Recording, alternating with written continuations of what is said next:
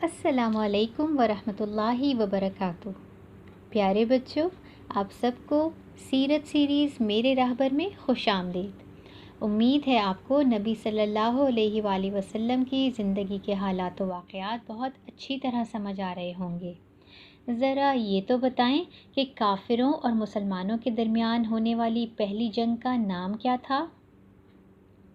جی ہاں، جنگ بدر، جس میں مسلمانوں نے اپنی قلیل تعداد کے باوجود شاندار کامیابی حاصل کی، کیونکہ ان کے پاس ایمان کی طاقت تھی۔ چلیں آگے بڑھتے ہیں اپنی سیرہ کہانی میں۔ تو ہوا یوں کہ جب مسلمان جنگ جیت گئے تو نبی صلی اللہ علیہ وآلہ وسلم نے 2 ساتھی مدینہ کی طرف بھیجے تاکہ جا کر مدینہ میں سب کو بتا دیں کہ مسلمان جنگ جیت گئے ہیں۔ یہ دونوں مدینہ پہنچے تو مدینہ کے لوگ بھاگ کر ان کے پاس آئے اور جنگ کے بارے میں پوچھا۔ ان دونوں نے جب مسلمانوں کو بتایا کہ ہم جنگ جیت گئے ہیں تو مسلمان بہت خوش ہوئے۔ پیارے بچوں، پیارے نبی صلی اللہ علیہ وآلہ وسلم کی بیٹی حضرت رقیہ رضی اللہ تعالی عنہا اس وقت بیمار تھیں۔ ان کے شوہر محترم حضرت عثمان رضی اللہ تعالی عنہ تھے۔ حضرت عثمان رضی اللہ تعالی عنہ کو نبی صلی اللہ علیہ وآلہ وسلم اپنے ساتھ اسی لیے نہیں لے کر گئے تھے کہ وہ حضرت رقیہ رضی اللہ تعالی عنہا کا خیال رکھ سکیں۔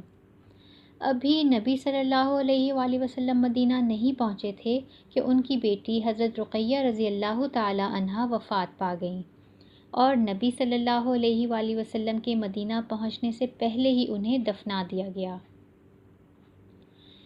ادھر نبی صلی اللہ علیہ وآلہ وسلم ابھی بدر کے میدان میں ہی تھے کہ ایک مسئلہ کھڑا ہو گیا۔ بچوں، جب جنگ ہو رہی تھی تو کافر جب ڈر کر واپس بھاگ رہے تھے تو نبی صلی اللہ علیہ وآلہ وسلم نے کچھ ساتھیوں کو اس کام پر لگا دیا کہ وہ کافروں کا سامان اور پیسہ اکٹھا کر کے لائیں۔ اس لیے اب کچھ صحابہ تو جنگ میں مصروف رہے تھے، کچھ مال اکٹھا کر کے لا رہے تھے۔ جو مال اکٹھا کر کے لا رہے تھے انہوں نے کہا کہ یہ ہم نے اکٹھا کیا ہے، یہ ہمارا حق ہے۔ لیکن جو صحابہ جنگ لڑ رہے تھے وہ کہنے لگے کہ ہم تو لڑ رہے تھے تو ہی تمہیں مال اکٹھا کرنے کا موقع ملا، اس لیے اس میں ہمارا بھی حق ہے۔ اور جو صحابہ نبی صلی اللہ علیہ وآلہ وسلم کی حفاظت کے لیے کھڑے تھے وہ کہنے لگے کہ ہم تو نبی صلی اللہ علیہ وآلہ وسلم کی حفاظت کے لیے کھڑے تھے، ورنہ ہم بھی جنگ کے میدان میں آ کر مال اکٹھا کر لیتے، اس لیے اس مال میں ہمارا بھی حق ہونا چاہیے۔ اللہ تعالیٰ نے فوراً نبی صلی اللہ علیہ وآلہ وسلم کو ایک پیغام بھیجا جس میں کہا گیا، یہ سارا مال اللہ اور اس کے رسول صلی اللہ علیہ وآلہ وسلم کا ہے اور مسلمانوں کو چاہیے کہ آپس کے تعلقات ٹھیک کر لیں۔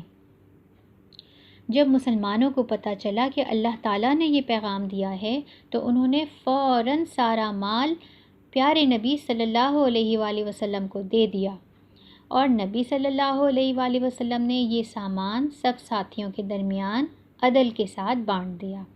اس سلسلے میں پہلے غریبوں کا حصہ نکال لیا۔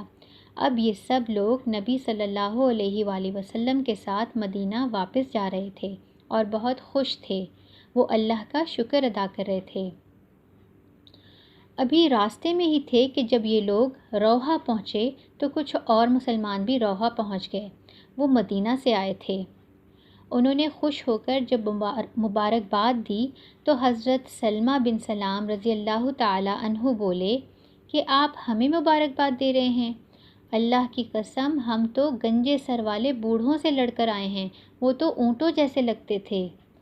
پیارے نبی صلی اللہ علیہ وآلہ وسلم مسکرائے اور فرمایا، جن سے تم لڑ کر آئے ہو وہی تو اپنی قوم کے سردار تھے۔ پھر حضرت اسید بن حضیر بولے، اے نبی صلی اللہ علیہ وآلہ وسلم، سب تعریف اللہ کے لیے ہیں جس نے آپ صلی اللہ علیہ وآلہ وسلم کو کامیاب کیا اور آپ کی آنکھوں کو ٹھنڈا کیا۔ اللہ کی قسم میں تو سمجھ ہی نہیں سکا کہ آپ اتنی بڑی جنگ کرنے جا رہے ہیں، میں تو سمجھا تھا کہ بس ابو سفیان کے قافلے کا مسئلہ ہے، اگر مجھے معلوم ہوتا کہ جنگ ہونی ہے تو میں بھی ساتھ جاتا۔ پیارے نبی صلی اللہ علیہ وآلہ وسلم نے فرمایا، ہاں تم سچ کہہ رہے ہو، یعنی واقعی اگر تمہیں معلوم ہوتا تو تم ہمارے ساتھ ضرور جاتے۔ پھر پیارے نبی صلی اللہ علیہ وآلہ وسلم ان سب لوگوں کو لے کر مدینہ کی طرف چل دیے۔ جب پیارے نبی مدینہ پہنچے تو لوگ بھاگ کر ملنے لگے اور مبارکباد دینے لگے۔ ہر طرف خوشیاں پھیل گئیں۔ بچوں، اب میں آپ کو مسلمانوں کے بارے میں کچھ خاص باتیں بتاؤں گی۔ نمبر 1، مسلمانوں کو شہادت کا بہت شوق تھا۔ شہادت کا مطلب ہوتا ہے اللہ تعالیٰ کے لیے جان دے دینا، یعنی مسلمان اللہ کے لیے مرنا چاہتے تھے۔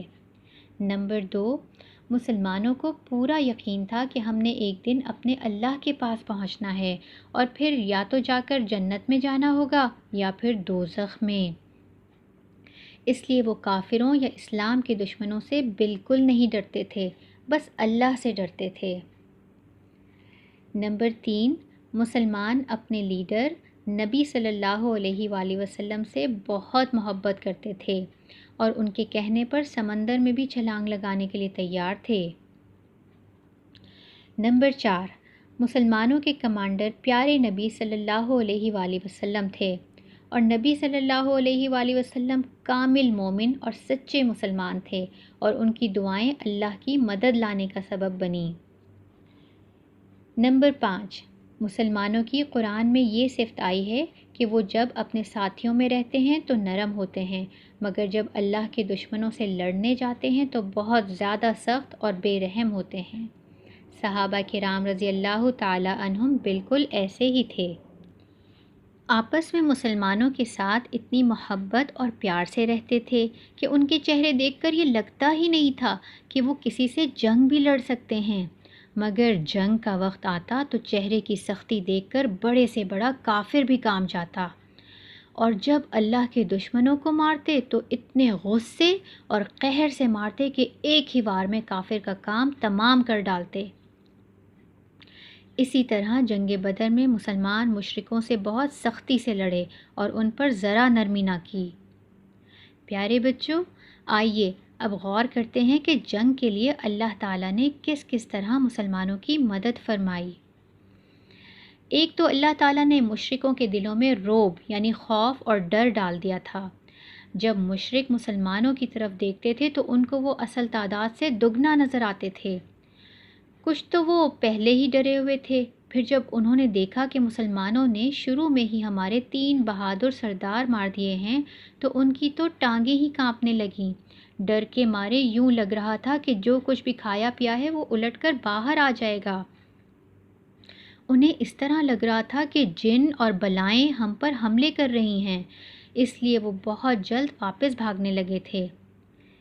لیکن بچوں، آپ کو پتہ ہے نا، وہ تو دراصل فرشتے تھے، 1000 فرشتے، اور کافر فرشتوں کا مقابلہ کیسے کر سکتے تھے؟ پیارے بچوں، بدر میں اللہ کے حکم سے بارش نے بھی مسلمانوں کی مدد کی۔ آپ نے پڑھا کہ جس دن لڑائی شروع ہوئی تھی تو تیز بارش نے مشرکین کی طرف کیچڑ کر دیا۔ بھلا وہ کیچڑ پر کھڑے ہو کر کس طرح لڑتے؟ اور دوسری طرف جہاں مسلمان کھڑے تھے وہاں بس ہلکی سی پھوار پڑی جس سے زمین کی ریت سخت ہو گئی اور لڑائی کے دوران چلنے پھرنے میں آسانی رہی۔ اسی طرح جب جنگ لڑی جا رہی تھی تو بالکل اسی وقت حضرت جبرائیل علیہ السلام نبی صلی اللہ علیہ وآلہ وسلم کے پاس آئے اور آ کر آپ صلی اللہ علیہ وآلہ وسلم کو اللہ کا پیغام سنایا، جس میں اللہ تعالیٰ کی طرف سے مسلمانوں کی مدد اور فتح کی خوشخبری تھی۔ جب یہ خوشخبری نبی صلی اللہ علیہ وآلہ وسلم نے صحابہ رضی اللہ تعالی عنہم کو جنگ کے دوران سنائی تو ان کا جوش اور ہمت بڑھ گئی اور بہت جلد مسلمان جنگ جیت گئے۔ جی بچوں، اس غزوہ میں جیتنے کے بعد ہر طرف ارد گرد کے علاقوں میں مسلمانوں کا رعب طاری ہو گیا اور لوگوں کو سمجھ آ گئی کہ مسلمانوں کا خاتمہ اب ممکن نہیں۔ یہودی جو مدینہ کے ارد گرد بھی رہتے تھے اور کچھ مدینہ کے اندر بھی رہتے تھے، انہیں بھی مسلمانوں کے جنگ جیتنے کا بہت زیادہ دکھ ہوا۔ مدینہ کے یہود کے بارے میں ہم مزید جانیں گے، لیکن سیرہ کہانی میرے راہبر کی اگلی قسط میں۔ آج کے لیے بس اتنا ہی۔ اگلی قسط میں ہمارے ساتھ رہیے گا اپنا اور اپنے گھر والوں کا خیال رکھیں۔ فی امان اللہ۔ السلام علیکم ورحمۃ اللہ وبرکاتہ۔